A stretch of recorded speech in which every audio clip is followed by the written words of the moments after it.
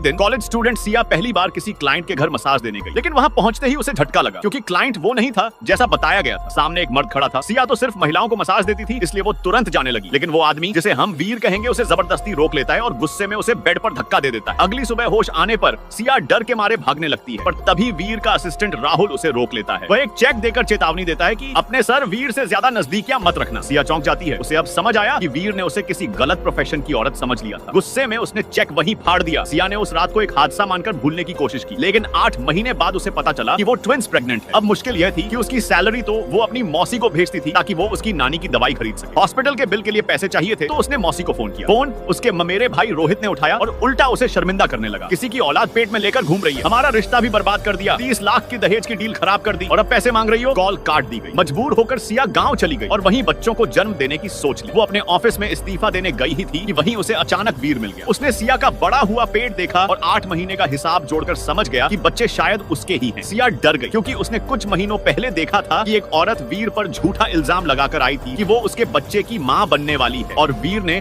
उसे ठग समझकर पूरी तरह भगा दिया। हादसे में उसका मिसकैरेज भी हो गया, इसलिए सिया ने झट से झूठ बोला, मैं सिर्फ 7 महीने प्रेग्नेंट हूँ, बच्चा आपका नहीं है। ये सुनते ही वीर आगबूला हो गया। मैंने जो पैसे दिए उनसे किसी और का बच्चा पैदा कर रही हो। सिया ने पलट कर कहा, ये मेरा बच्चा है और मैंने आपका 1 रुपया भी नहीं लिया, वो तो मेरी मेहनत की सैलरी थी। वीर ने गुस्से में उसे चले जाने को कह दिया। निकलते वक्त सिया अपनी प्रेगनेंसी रिपोर्ट गिरा गई, जो बाद में राहुल और वीर की मां सावित्री को मिल गई। सावित्री तो बहुत खुश हुई। मैं अपनी बहू से मिलना चाहती